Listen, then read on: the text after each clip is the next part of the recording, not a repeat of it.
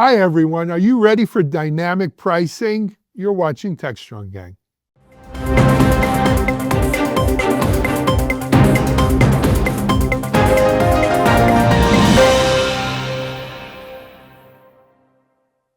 Hello, everyone, and happy Wednesday to you. Welcome to Techstrong, gang, as we kick off a full day of Techstrong TV. We have some great Tech Field Day stuff going on immediately. I don't know about immediately following, gang, but as part of our Techstrong TV lineup today. So stay tuned for that. It's on digital infrastructure, AI infrastructure, actually. So that should be fun. Let me introduce you to our gang lineup for today. First of all, she's sharpening her pencils and questions for RSA conference coming up next week. She is our Silicon Valley reporter on the scene, Lisa Martin. Hey, Lisa, how are you? Hey, Alan, I'm great. I'm so looking forward to co-hosting RSAC with you next week. We're going to I have a think great we're time. going to have a lot of fun. I'm looking forward to it. All right, moving on from Lisa, we're going to go up to the North Country. I don't mean like Napa or Marin County. I mean all the way up to Canada. He's not on a boat there. At the moment. Working in the proverbial garage. Right. I have a boat project. I have a boat that I've had since 1976. A Chrysler Mutineer, a 16-foot sailboat that I'm going to be rehabbing this spring. So Very there will be cool. What boats a great involved. project. He's our cyber expert, Chris Blask. Hey, Chris, good to see you, man. Good to see it. Popping from Canada back down to San Angelo, Texas. Could be the data center capital of the United States. Who knows? She is our managing editor, Amanda Razzani. Hey, Amanda, how are you? Hey, doing well. And I'm trying to push San Angelo on the map. We're getting so much tech companies coming to San Angelo. You are going to be the queen of San Angelo tech. Moving on from Amanda, though, up to Harrison, New York, our chief content officer, Mike Vizard. Hey, Mike, how's it going? It's going great. Spring has sprung. It's going to be a lovely 70 degrees all week. The Yankees lost, though. Nice. You know, it was a tough Yankee loss. They just, I don't know. Anyway, yes, I'm glad spring has sprung there. You know, I hope spring is sprung in San Francisco next week, Lisa, but we'll talk about it offline. I The got to weather's know been what great. to pack. That's what I heard. I'll hook you up. Okay. Let's jump into today's episodes, though. Our first segment is on this digital price checkers. You know, I mean, everything's digital. Mike, what's the deal?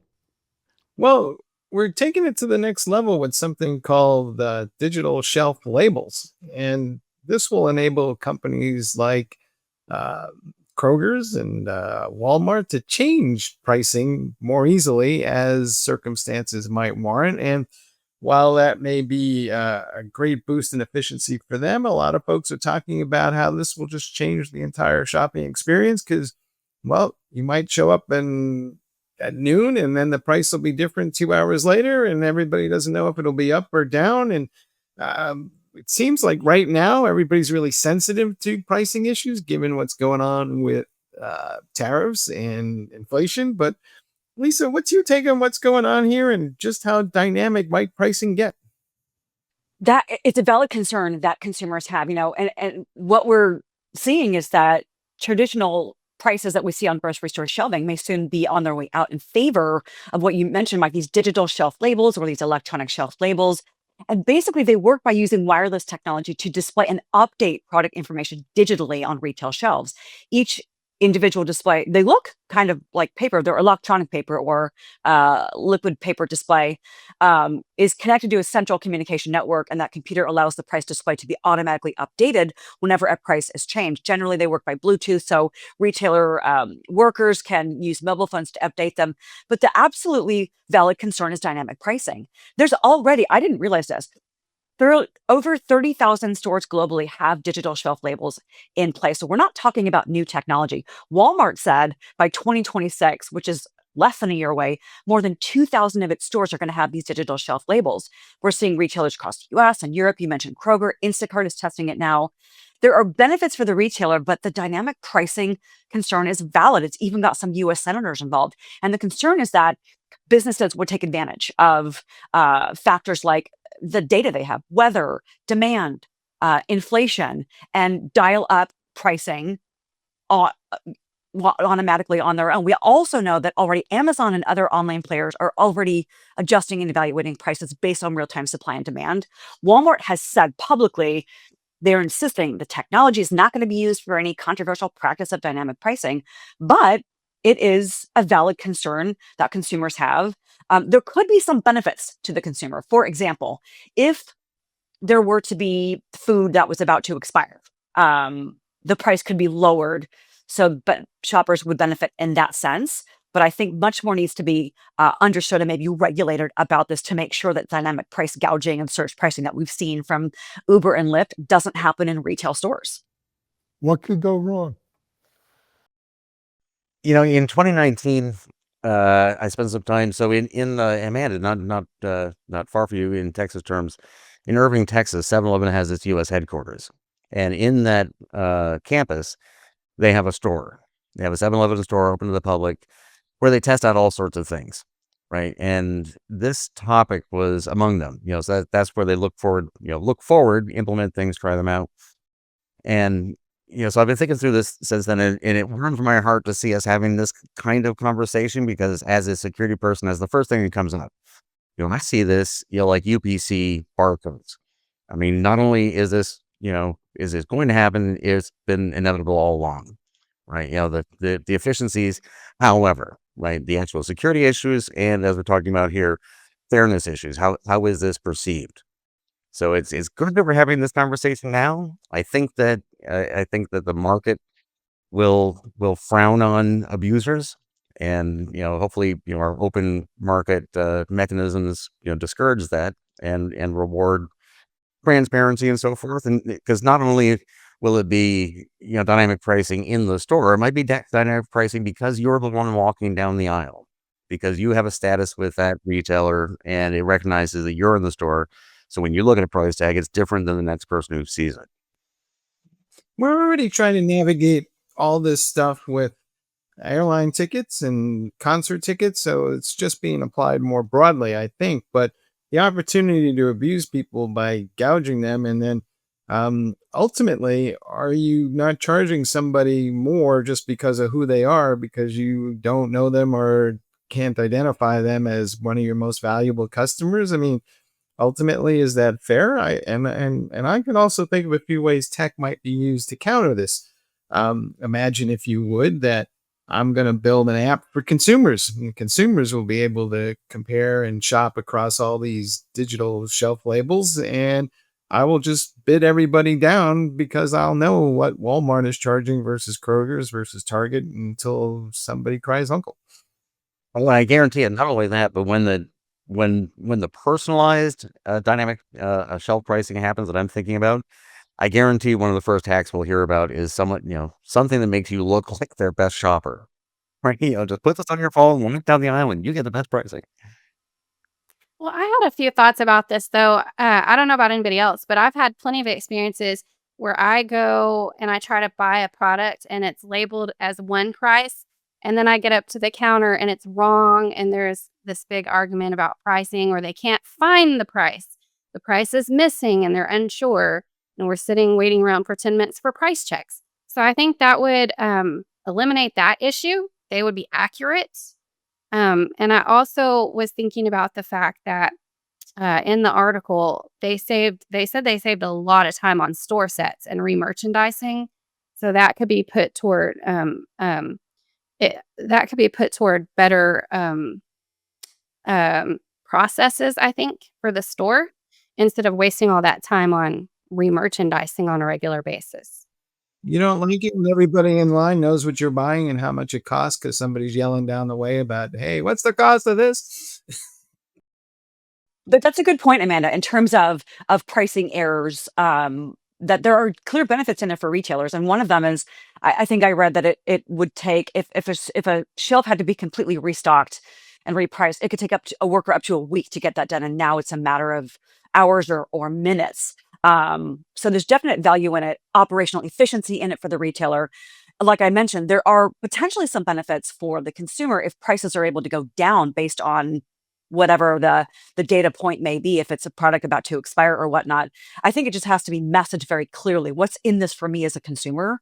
And how do I know Walmart, who says we're not going to do the dynamic pricing, or Kroger or Instacart or whoever the next Kohl's, for example, how do we know that they're actually going to be following a practice that doesn't gouge me or doesn't surge price? We don't know that yet. I like that aspect of the food waste reduction too, because how much food is thrown away by grocery stores? Maybe it would get purchased rather than thrown out. This whole thing is making me a little nostalgic because in high school, this was my job. I was the kid on Saturday who walked around with the price changer in the back of his pants there and changed all the prices with the little stamper thing. And I had ink stains all over my pants every day. And I don't think my mother really appreciated that fact, but I got to say, it wasn't a bad way to spend a Saturday afternoon in high school, but I guess that's never going to happen again. Well, you remember before UPC codes, as a little kid going shopping with my mom, right? Sometimes you go to the store and it's closed for inventory. Remember that closed for inventory? Those of us of a certain age have seen that, right? And yeah, this isn't a matter of efficiencies. What would it cost us to go back to closing every retail location all the bloody time to physically count everything? This same sort of thing. How much time does it take to put paper labels on everything as opposed to just not doing that? It's going to happen. So here's my take on this. This sounds like a fine idea, and it could be really efficient, and we can cut some food waste out of it. And it's such a poster child for digital transformation. When did these things ever work out not to the benefit of the man, of the big guy, right? And so somehow or another, dynamic pricing will lead to us paying more, I'm afraid. And that's just the way of the world. And we can rationalize it and stories around it and, feel good and all of that. But it's going to drive higher profits for these retailers. Well, but everything's related. This at the end of the day, you're right. This is a marketing exercise. And if consumers can't have transparency and actually know, right? I'm big, I'm a big fan of competitive, economics, right? It can be a good thing if it's done in the open, if it's transparent, if it's clear, if consumers can be led to believe that they're getting a good deal and they're not, then it doesn't work anymore. So the same sorts of mechanisms we talk about in cybersecurity, whether it's for threat intelligence, supply chain, I believe, over time come to bear on commercial enterprises. Giving, I as a commercial enterprise want to give my customers transparency so that they can actually believe what I'm telling them. In as much as that's not a competitive advantage, then we have real problems. It will change shopping behavior though. And I don't know how you guys shop, but at least in our house, we take, there's 3 grocery stores we typically go to, and we have kind of a go-to for the ones based on pricing that we like to buy certain things from, or they carry something that's not available somewhere else. But if the pricing is dynamically changing between those entities, it's going to make it harder to kind of identify who at any given time to go buy what from where. And so it will change the way we approach shopping for groceries and other things. And I'm not quite clear how we're going to counter that ultimately, but the days of kind of just flipping up your phone to see how much somebody's charging for something across the town might be not as easy or reliable as it once was. I envision some kind of regulation. I mean, again, they're already trying to, put some in. But if we could have some kind of regulation where they look at the books and it's illegal if you're constantly, if you changed the price every other day, they get dinged for illegal activity or something like that. Yeah, I think regulation is going to be important here. But you bring up Chris, you brought up a good point about this is the marketing exercise. Mike, you brought up a good point about consumer behavior. behavioral changes. I think those are things that, from a marketing perspective, what the companies, the retailers need to do is really evaluate how are consumers adapting, changing behaviors, because ultimately it's about getting what the consumer wants at the right time in the right place, but obviously for the right price as well. So there's going to be a lot of data driven, I think, initiatives going on here to really ensure that the consumer is getting what they're looking for, and that the retailers are getting that feedback from consumers. If they're not buying at Walmart or Kroger because the prices are changing and they're going somewhere else, they're churning, then from a marketing perspective, the retailers will know and they should be able to address that. Agreed. Let's see how it plays out. We will see. All right, let's take a break here on the gang. We're going to come back and talk about AI taking on red teams. This is going to be an interesting showdown. No, it's not WrestleMania. It's Techstrong Gang. We'll be right back. Discover Techstrong Group, the epicenter of tech innovation. We're your go-to for reaching IT leaders and practitioners worldwide. Our secret? Impactful content that sparks awareness, engagement, and top-quality leads. With us, you'll access editorial websites, streaming videos, virtual events, custom content, analyst research, and more.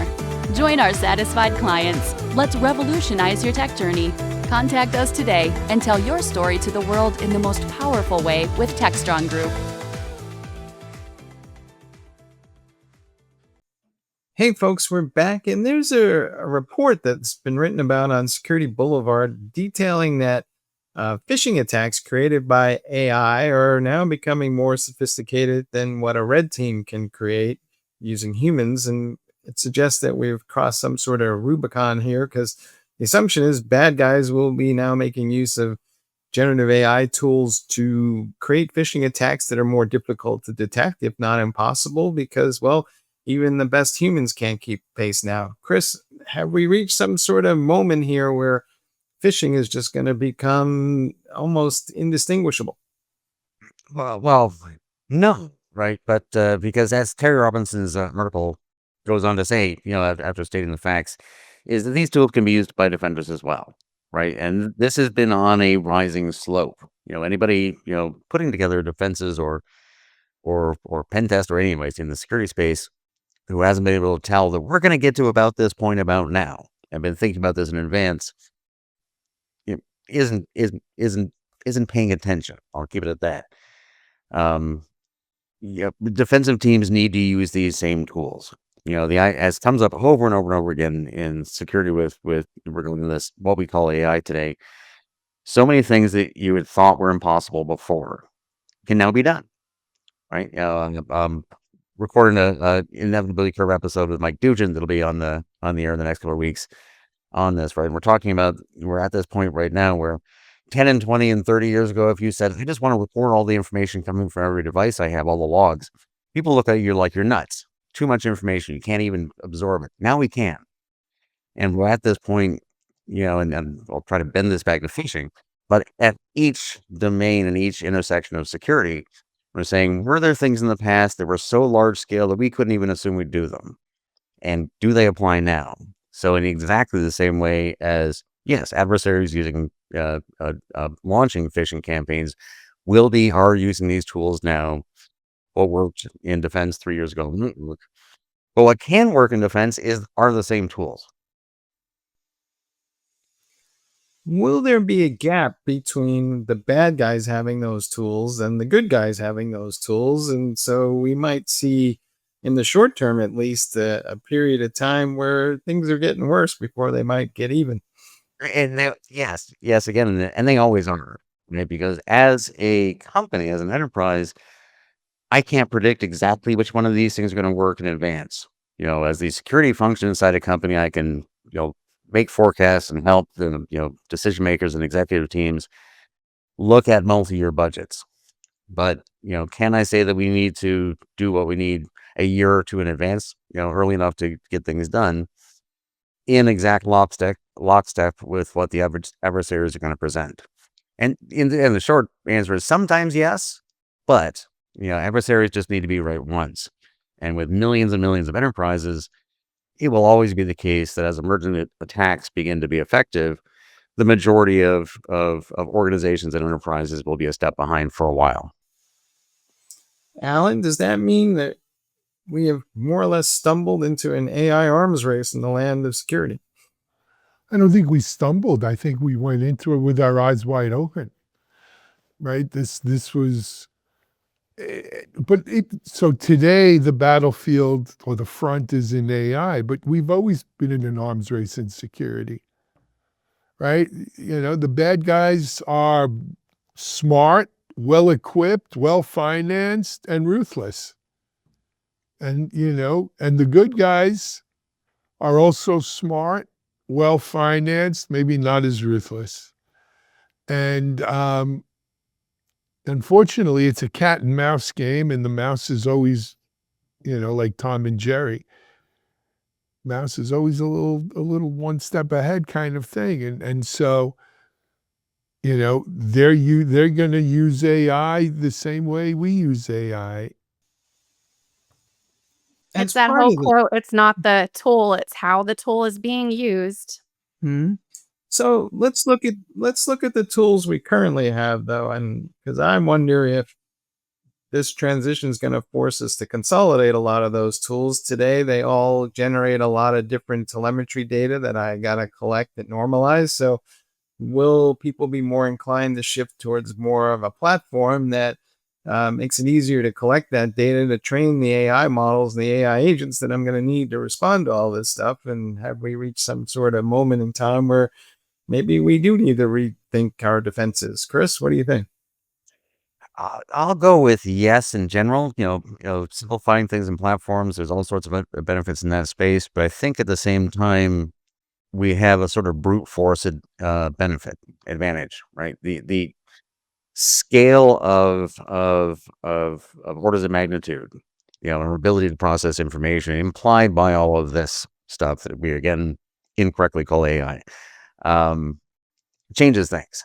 And I will let my boundless optimism for the future come through on this one, because I think what we're really seeing is an era in cybersecurity where we can do a lot of the things that we never thought we could do ever, right? Just because the scale, and phishing is a perfect one. I love, blessed by my community's hearts, but we've spent the last decade or two saying, all right, that thing we built to send you messages to click on links in, don't click on the links. And we're training people. That was our best effort, because there's no way you could have systems that are cognizant or sophisticated enough to actually stop, spear phishing.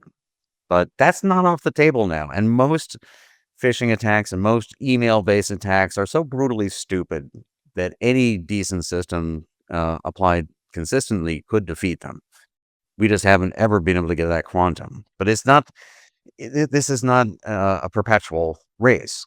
Alan's right. Cybersecurity, we're always, going back and forth with the adversaries, but we have yet to finish building one internet. We have structural components and concepts that aren't even built into it that, if they were, would make this greenfield opportunity for attackers not so lush and conducive to their wishes. So what you have to be careful, though, is don't build the Maginot Line, right, for a modern army in tanks that's just going to go around the line. In other words, don't fight the last war. You got to fight the next war. So while we're all busy saying, hey, we could stop spear phishing the way we know it to exist now, the bad guys are saying, how can I use AI to do what's next? Right? Let these guys go do spear phishing. We're coming up with hyper spear phishing, or whatever we're going to call the next iteration of these kinds of attacks, or a whole new kind of attack.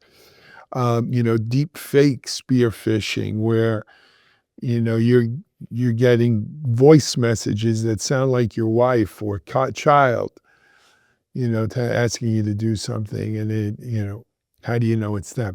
So my fear is, how do you anticipate what the next frontier, what the next attack surface is? What's the next vector that we have to defend? Because the bad guys will be probing. They will be thinking about the next vector.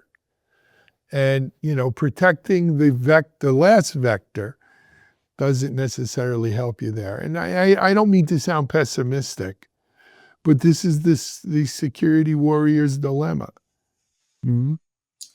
Lisa, let me ask you this. How will marketers respond in an era where increasingly over time, we're just not going to trust anything that comes in? And especially if you're asking me to click on something, the answer is probably going to be no. And so it's kind of, one of the joys of the internet has been, this communications capability that we've all leveraged for the last couple of decades. But is that in danger of being upended by these more sophisticated phishing attacks? I think is definitely in danger of being impacted. I think that we'll see varying degrees of impact based on the organization and based on their relationships with their customers and the trust that they've already built. Because we tell people all the time, if you get a text or an email with a QR code or a link or a PDF that you weren't expecting, don't click on it. And so check the validity of the URL. Is it accurate? If you're not sure, type it into your browser versus clicking on the link. We tell people that all the time. I think from a marketing perspective, the transparency is going to be really key there, to being transparent with their customers, to establishing that trust and doing everything they can to maintain it throughout the journey, the life cycle of a customer so that CLV stays nice and healthy. But marketers will have a challenge there because there's going to be a lot more skepticism, I think, on behalf of a buyer. Is this legitimate? Because we know that we're getting it through text, we're getting it through QR codes, we're getting it through email, links, PDFs.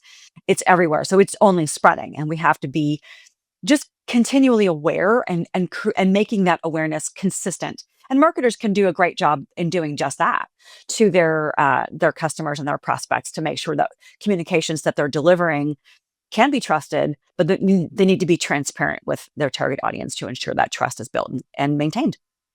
I've noticed a lot more messages when I'm on a website and it will say in bold letters, "We will never send you a text message. We will never call you. We will never ask for this." So kind of to protect the company, because if they have told you multiple times not to, and then you do, that protects the company as well. I think a lot of it is that there's no other better way to put it. We've been doing this wrong all along. Helen, as you say, we will respond to things because we hear a voice that sounds like someone we know. And I've always prided my dual role in operational technology and information technology, because in OT, there's still a large mismatch because infrastructure has spent not just decades, but centuries coming up with ways to not kill everyone by opening up the dam at the wrong time, right? So just the fact that someone whose voice you recognize said open up the dam is not going to work. And cyber attacks against infrastructure have never been as successful as the cyber people think off the top of their heads, because the people running these systems aren't idiots. And for the purpose of that analogy, we're a bunch of idiots. We build all these systems and and I'm not saying we shouldn't have. There was no way to deliver the kind of reliability that we're talking about at the beginning of this whole internet thing, right? It's just that we haven't got it there yet at all. We're finding out that we've been doing things all along that nobody in a critical location would have ever done because we're new. But it's going to get clever, right? I can imagine a world probably already occurring where a deep fake version of Alan is going to call me up and tell me that he's going to send me a text, and then I'm going to trust that text, and then I'm going to click on that, and all hell will break loose. Yeah. Possibility. Oh, it's more than a possibility. It will happen. Oh yeah, it will happen. It will happen. Especially among the elderly too. They're the most likely to be conned. Yeah. Oh yeah. Don't It's acceptable. underestimate kids, young people as well. Yeah.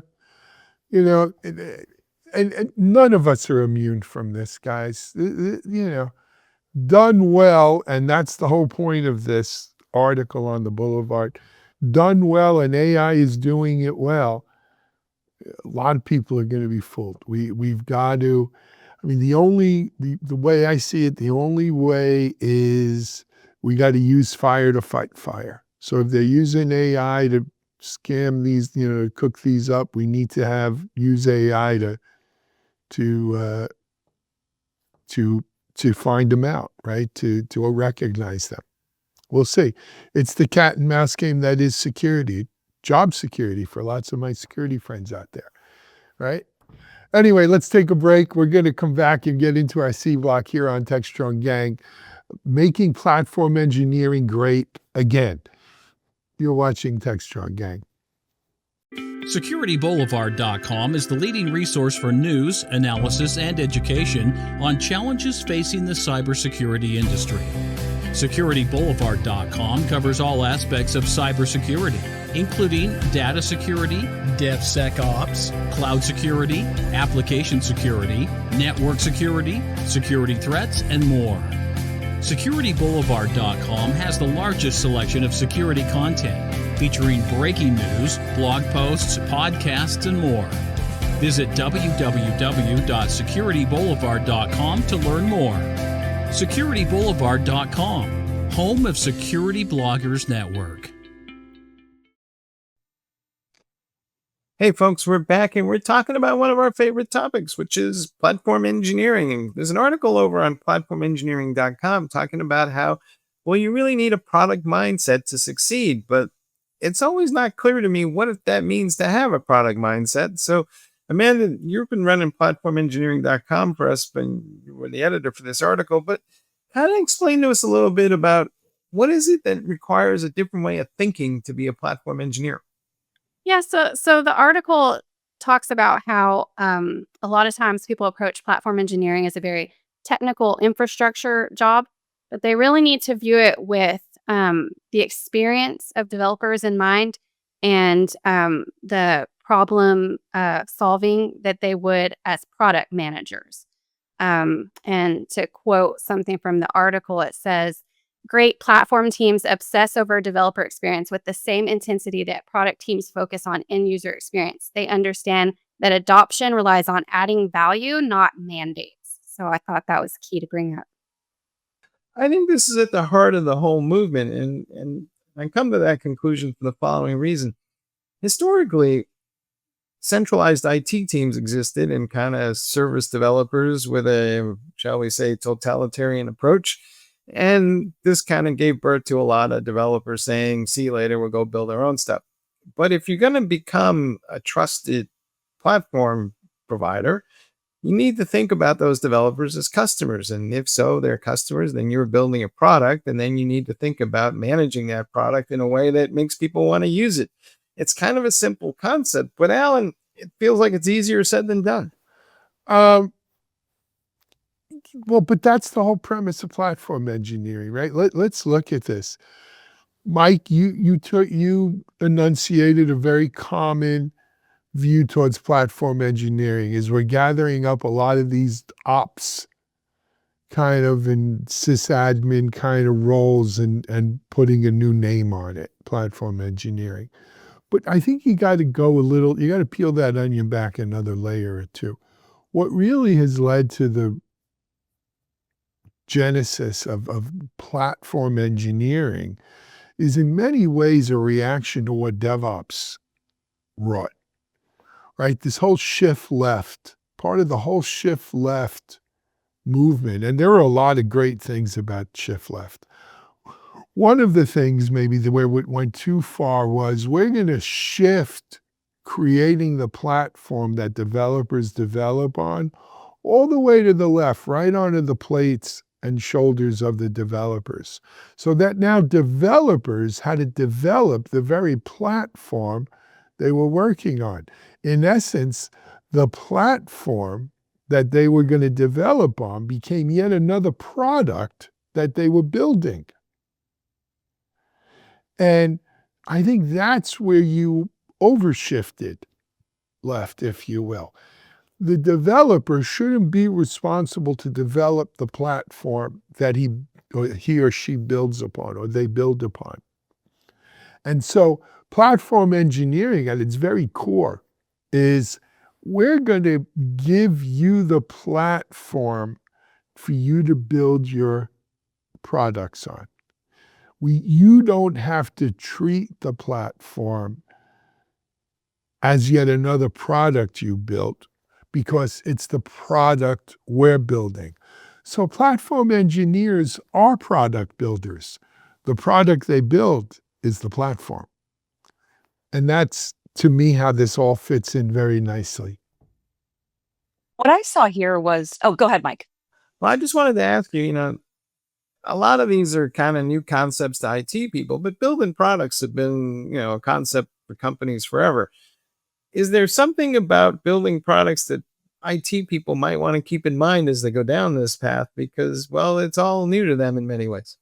Yeah, that's a great point. What I saw with this article, it really kind of fired me up because, in a good way, because I saw a lot of marketing parallels. Basically, what platform engineers need to do is they need to follow some basic marketing principles, which is, to your point, Mike, that's new, culturally, different, but get a deep understanding of your audience, of your buyer personas, your buyer of this, and this being the developer. What are their pain points? Amanda, you talked about that. Efficiency, ROI, risk mitigation. What does the customer journey map look like? What's the life cycle of a developer? So if platform engineers can understand the pain points, the persona, the customer journey, then they can position and message value over hype, really clearly identify what value is delivered over time, deliver those trust signals, and speak the language. You're speaking differently to a CFO versus a DevOps engineer. Make sure you know how you're speaking their language because they're the customer. So a lot of simple marketing parallels here that I think could be incorporated if the cultural mindset is there to embrace it. Now, what's old is new again. How many times have any of you heard a CIO or an IT leader say to their team, our customer is the employees of our company. We serve an internal customer. We don't necessarily build our IT systems for our people who buy product from this company. Our customer are the product builders. Our customers are the HR team, the sales team, the business team. Our customers are the employees of our company. It's a very similar message. Our customer are the developers developing on this platform we're building. Our customers are the DevOps engineers who are managing those pipelines and CI/CD processes to deploying software. Our customers are the SREs who are making sure that the apps, sites, everything are running in peak performance. These are our customers, and the platform is our product. I don't think that's a simple way of looking at this. Chris, there's a philosophy that says the customer is always right. So how do you deal with the scenario when the customer, who might be a developer, says, I want to use this new tool over here, but then I got to go support it and it's not part of the platform. So how do I say no if the customer is always right? Well, you forgot the other half of that old saying, which is except for when they're winning, right? Customers aren't always right. Customers that are actually customers that are going to do business with you are real customers, and people walking in and shouting that they want, blue cheese on their hammers aren't customers. But I like where Alan and Lisa, you're going with this, right? Because I think we've done a huge disservice historically, centuries ago, by dividing the arts and sciences, right? I'm always trying to encourage my engineering siblings to realize that we're building something for a human being who has behaviors that are very like engineering. They, in fact, are the same as engineering, right? And if we can get our minds into this, and say, I'm not just building this firewall or this, card player or whatever it is, so that it can do its thing. I'm doing it for a person who's part of the system, and they have a cycle and they have needs, and I need to build those in. And it's so many, in the last segment, we're talking about some of this, but it to me, these flaws come up all the time in all engineering systems. And as I say, more, really not ancient. We're talking 150, 200-year-old systems, in infrastructure have reached a level of maturity where these things tend to be taken into account. But if you can't recognize as an engineer building something, and in this case, building platforms for developers, that there's a developer using it, then The customers aren't always great. Some people aren't customers. We need to build things for people. I don't know a better way to say that. But anything that pushes engineers in that direction, I'm in favor of. Well, and I was going to say these platforms just can't be one and done either. They have to be able to evolve with the needs of the developers. Of course, absolutely. I mean, that was, back to job security. Who wants to build a platform and then have to move on to the next gig building a platform? You build a platform, you maintain a platform. It changes, as does everything else in this world. So, but, overall, there was a lot of hand-wringing and consternation over, is platform engineering replacing DevOps? No, it's a very different skill set. It's a very different job function. It's a very different aim. I think they work well together. It's part of the modern software factory. Speaking of platform engineering, I got to tell you, I'm going to be, well, by the time you're watching this, I've already done it, but we have another one of our the Platform Engineering Show webinars that are going to be on. You could catch it on demand.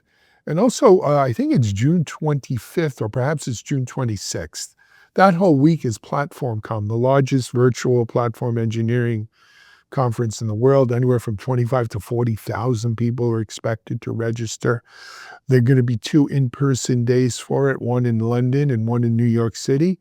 Techstrong will be live in New York City at that in-person day, broadcasting live there and having fun and meeting all our friends from Platform Engineering. So if you're not following platformengineering.com, our platform engineering site, please do so. If you want to stay up on this happening piece of the software factory, it's the place to go. And we'll see you hopefully in New York at PlatformCon. If you can't make New York, come on virtually. All right, guys, I think that wraps up our Techstrong gang for today. Chris, good seeing you up there. Stay well. Lisa, I will see you next week in person. Amanda, keep making San Angelo great. Mike, I'll be in touch. Remember, we've got a great Techstrong TV following up for today, including AI Infrastructure Tech Field Day live out in the Silicon Valley area.